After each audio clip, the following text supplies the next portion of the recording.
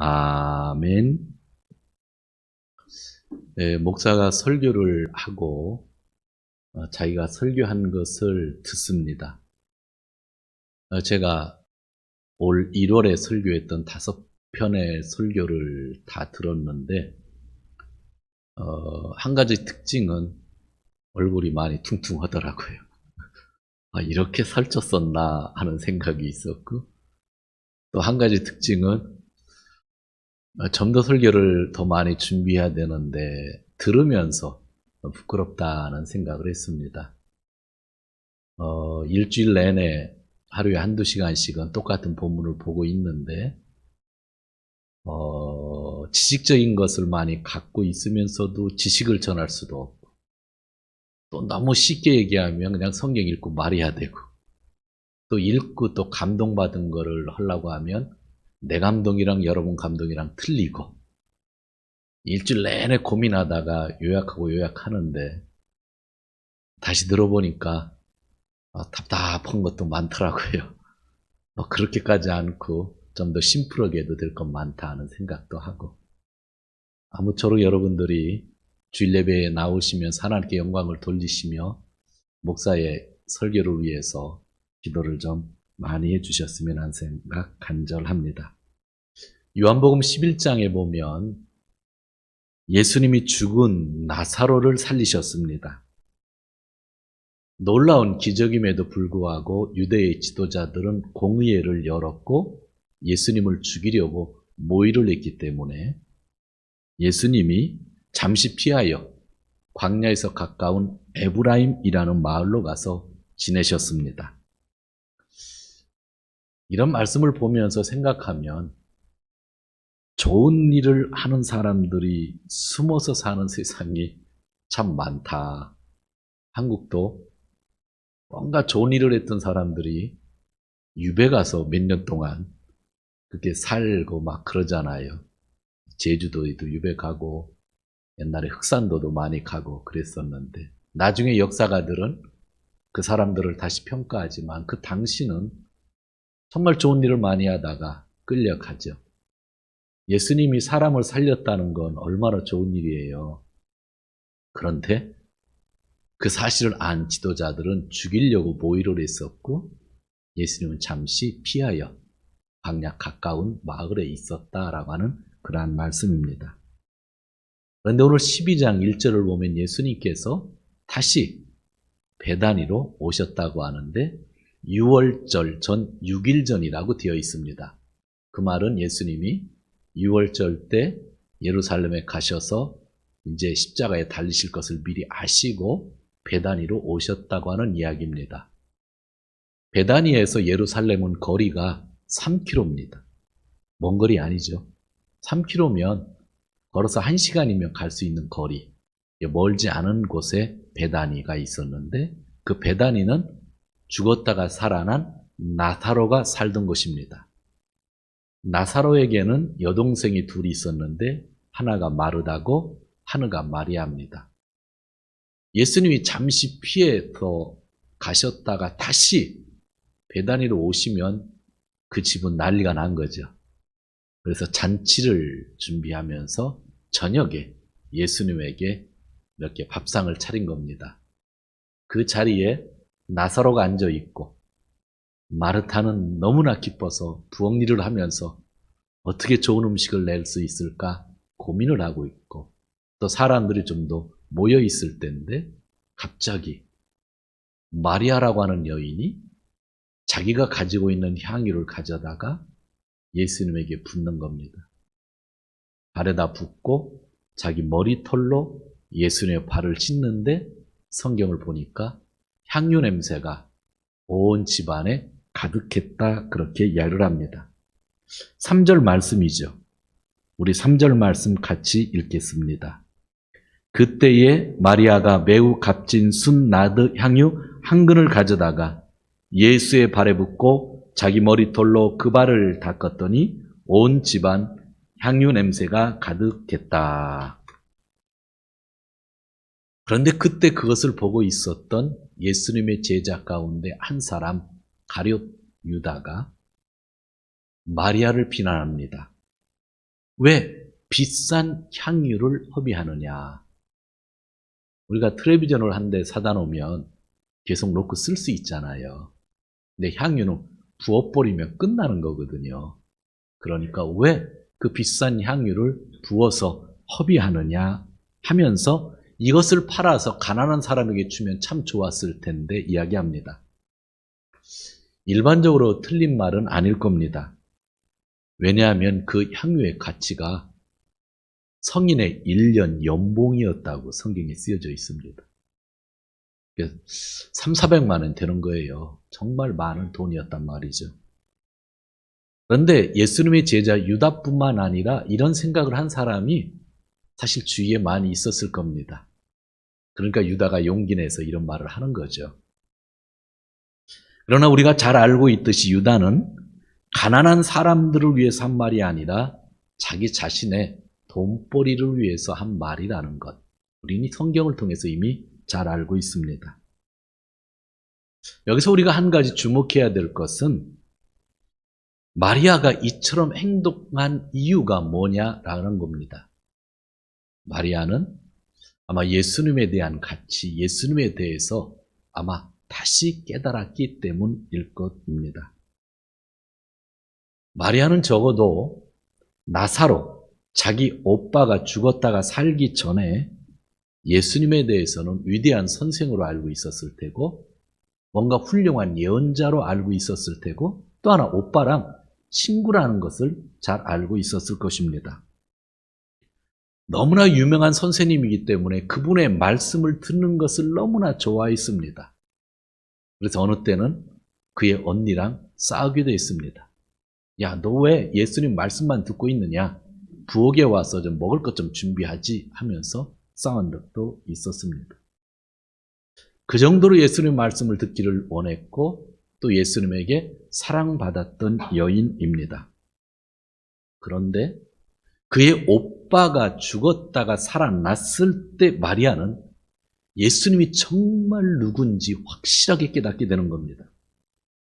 그분은 하나님의 아들이고 메시아 그리스도라는 것을 깨달은 겁니다.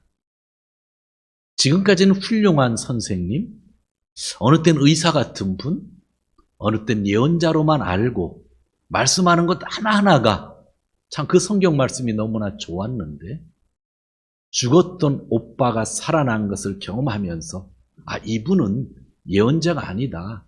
이분은 의사가 아니다. 뭔가 말씀을 잘하는 설교가가 아니다.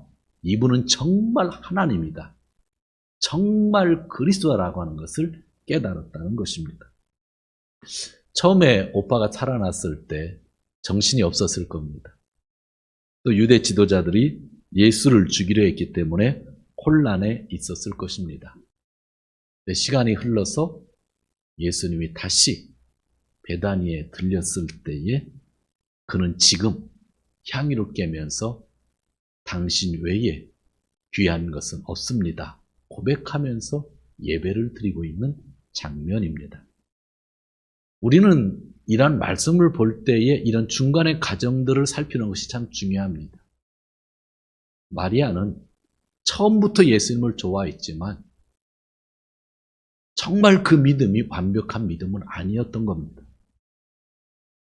지난주에도 제가 예수님은 어떠하신 분인지, 예수님을 왜 믿어야 되는지를 말씀을 드렸습니다. 예수님이 정말 어떤 분인지를 알면 우리 믿음이 달라지는 거예요. 근데 예수님을 모르면 그냥 훌륭했던 분, 뭐 공자 같은 사람, 뭐 소크라테스 같은 사람 정도로 보게 된다는 거죠. 그러나 우리가 믿는 예수님은 그런 분이 아니라는 것을 이 성경을 통해서 알려주고 마리아의 모습을 통해서 우리에게 알려주고 있는 겁니다. 그러므로 마리아 행동은 예배이요, 신앙 고백이요, 사랑의 행동입니다. 사랑하는 성도 여러분, 예수님을 어떤 분으로 여러분들 알고 계시나요? 그리고 그 예수님을 진심으로 경배를 하고 있는 것인가요? 조금 전에도 말씀드렸지만 마리아는 좋은 믿음을 가지고 있었습니다. 그러나 좋은 믿음이 있는 자지만 죽은 자가 산다는 믿음은 없었습니다. 그거에 대한 이해가 11장, 오빠가 살아날 때 이야기인데, 오빠가 죽었거든요. 그 예수님이 찾아오니까 마리아가 예수님에게 한 말이 있습니다. 예수님이 여기에 계셨다고 한다면 우리 오빠가 죽지 않았을 것입니다. 예수님이 병자들을 고친다는 것, 약한 자를 세워주신다는 것까지는 알아요. 이미 다 듣고 자기가 그렇게 배웠기 때문에. 그러나 그런 마리아, 그런 선한 믿음을 가지고 있는 사람도 죽은 자가 산다는 건 믿지를 못했다는 거예요. 그러니까 우리가 좋은 마음을 가지고 예수님을 믿고 좋은 생각을 가지고 세상에서 살고 있지만 죽어도 산다고 하는, 예수를 믿으면 영원히 산다고 하는 그 믿음을 우리가 마음에 담지 않으면 우리의 신앙생활은 그냥 그럭저럭 그냥 좋은 사람으로 끝날 수 있다고 하는 것을 오늘 성경이 얘기해 주는 겁니다. 지금 마리아의 모습은 그럭저럭 좋았던 사람인데 오빠가 죽었다가 산 것을 보면서 이분은 정말 하나님이라는 것을 깨달았기 때문에 그의 향유를 깰 수 있었던 겁니다. 7절 말씀, 이런 행위에 대해서 예수님이 칭찬을 하는데 또 반대하는 유다에 대해서 하는 말씀이기도 하지만 7절을 같이 읽겠습니다. 시작. 예수께서 말씀하셨다. 그대로 두어라. 그는 나의 장산날에 쓰려고 간직한 것을 쓴 것이다. 이 구절이 참 중요한 구절입니다. 장산날에 쓰려고 간직한 것을 지금 드렸다 하는 겁니다. 이걸 우리가 오해할 때가 있는데요. 예수님이 십자가에 죽으시니까 드렸다 생각하시는 분이 있는데 성경은 그렇게 얘기하는 게 아닙니다. 예수님이 죽을 줄 알고 미리미리 향유를 준비했던 것을, 예수님이 죽을 것이라는 것, 죽어도 산다는 걸 알았기 때문에 지금 드린다는 겁니다. 예수님이 마가복음을 보면 8장, 9장, 10절에서 내가 예루살렘으로 올라가면 십자가에 죽는다? 그러나 산다고 얘기를 했죠. 그때 예수님의 제자들이 제일 많이 반발했잖아요. 베드로가 반발하니까 예수님이 사탄아 물러가라 했고요. 막 요한, 야고보는 누가 크냐 싸우고 막 제자들이 싸우고 난리 쳤잖아요. 그 말은 부활한다고 하는 건 까맣게 잃어버리고 죽는다는 얘기만 들었어요. 그런데 그 이야기를 마리아도 예수님의 말씀을 통해 들었겠죠. 마리아는요, 예수님이 죽는다는 얘기를 듣고 죽으면 시체에 향유를 발라야 되니까 향유를 준비해 둔 겁니다. 그것도 몇백만 원이 되는 향유를 준비해 뒀다는 것은 대단한 거예요. 예수님의 제자들은요, 그런 준비도 않고 싸움만 하고 재정 담당이었던 가룟 유다는 장례 비용조차 준비도 하지 않았을 때에 마리아는 그것을 준비해 두었던 겁니다. 그러나 마리아든 제자들이든 산다고 하는 것은 믿지 못했던 거예요. 믿지는 못했지만 한쪽 제자들은 싸움만 했고 장례 비용조차 준비도 안 했어요. 유다는 재정 담당인데도 불구하고. 그런데 이 마리아는 예수님 부활한다는 것은 정말 이해하지는 못했지만 죽으면 안 되겠다는, 또 죽으면 정말 큰일이다, 죽었다고 하면 향유라도 발라야 되지 하는 의미로 수백만 원을 준비하고 있었다는 겁니다. 마리아 정말 좋은 신앙이잖아요. 그런데 오늘 예수님이 하시는 말씀은 내가 죽으면 나에게 바르려고 했던 것을 지금 깼다라고 하는 겁니다. 왜 깼을까요? 예수님이 죽어도 살으니까. 죽어도 사시는 분한테 향유를 시체에 발라서 무슨 의미가 있어요? 시체에 바른다는 거는 계속 부패하지 않고 썩지 않기 위해서 바르는 건데 예수님이 사시는 걸 이제 아는 거예요. 오빠를 통해서. 오빠가 죽었다가 살았으니까 예수님이 내가 죽어도 산다는 의미가 이거라는 걸 깨달은 거니까 죽으면 바르려고 했던 것을 지금 발랐다 예수님이 말씀하고 있는 거예요. 아주 중요한 이야기입니다. 이것을 저는 성숙한 신앙이라고 생각합니다. 준비는 해둔 신앙이 있었지만 죽어서 바르는 게 아니라 죽어서 발라서 의미가 없으니까 살아나시는 분이니까 지금 살아있을 때에 죽기 전에 바른다고 하는 것은 그 마음을 다하여 지금 감사하고 예배한다는 것입니다. 젊은 청년들도 있어서 개탄내 하면 또 의미를 모른다고 할 것 같아서 요즘 말로 적금 탄내로 제가 바꿔봤습니다. 살다가 보면 적금 탄내 하는 말들 있잖아요. 적금 탄내. 어떤 목적을 위해서 준비해 두었는데 그 목적을 위해서 쓰지 않고 그냥 남은 돈 안 써도 되니까 적금 탔네 그러는 거거든요. 그리고 적금 탔다고 좋아하면서 자기가 쓰고 싶은 대로 쓰잖아요. 아마 가룟 유다가 예수님의 장례 비용을 준비했었다고 한다면 그는 분명 적금 탔네 했을 겁니다. 그런데 마리아는 적금 탔네를 하지 않은 거예요. 죽을 줄 알았는데 살아나시니까 내가 가지고 있던 이 준비했던 것을 성숙한 신앙을 가져서 살아있을 때에 모든 사람 앞에 하나님의 영광을 정말로 나타내기를 원했다고 하는 것이 오늘 성경의 말씀입니다. 마리아와 반대적인 사람이 초대교회에 있었습니다. 아나니아와 삽비라라고 하는 사람입니다. 그는 교회 생활을 열심히 했고요. 모험적인 교회 생활을 하고 싶어서 자기 땅을 바치고 싶었습니다. 교회에. 자기 땅을 바치면 교회가 그것을 좋은 일에 쓸 것 같았거든요.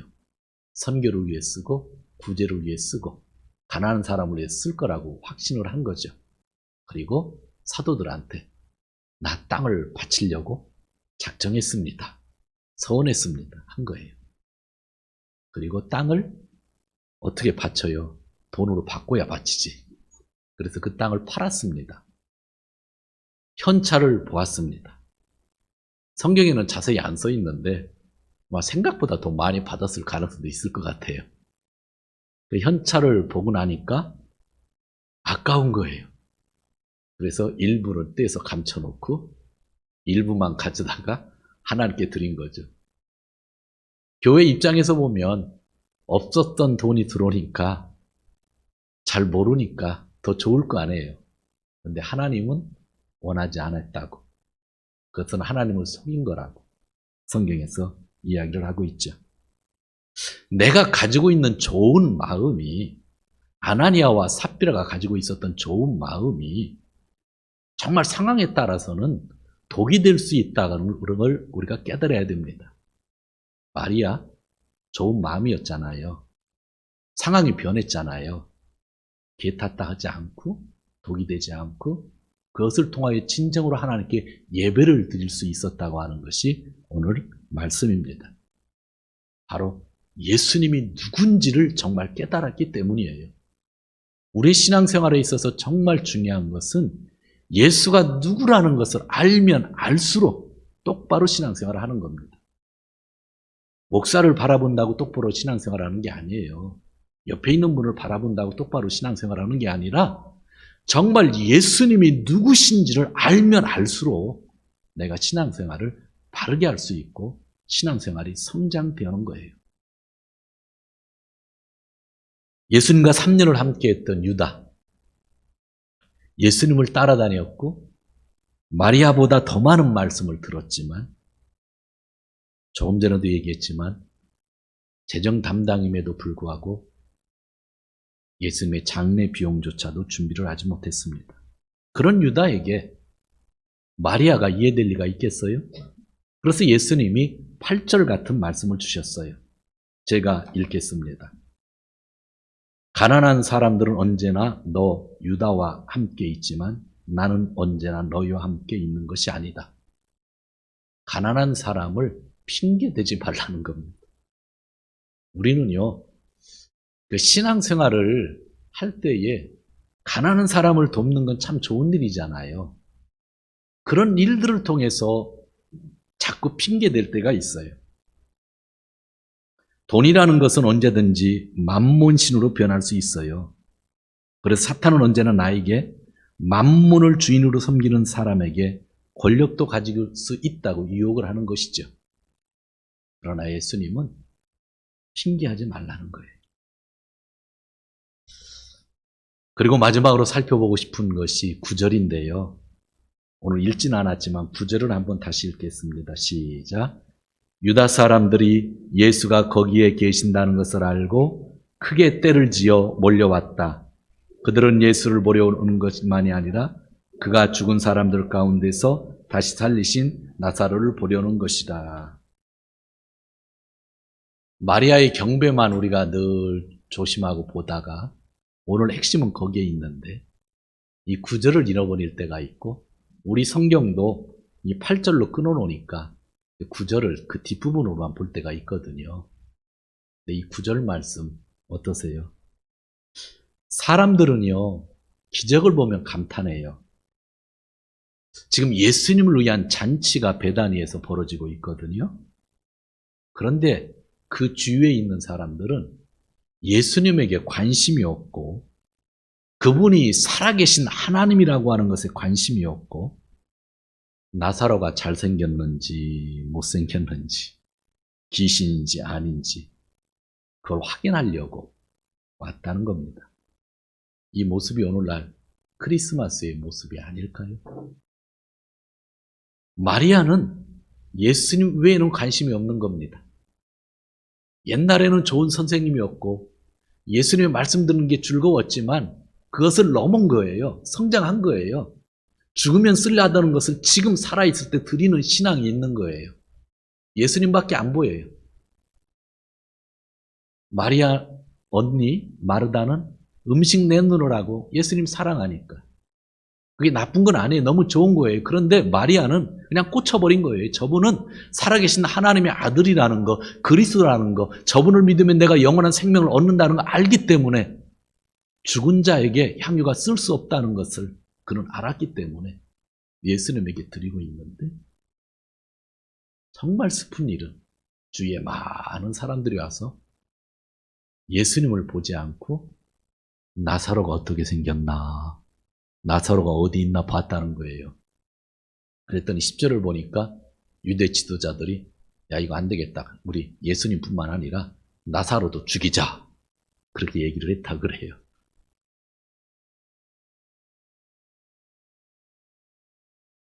예배를 드린다고 하는 것은 예수님만 보는 거예요.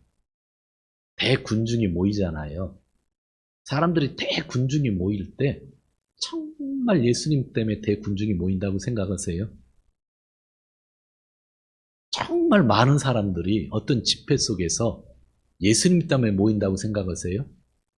어느 목사가 설교하니까 모이지.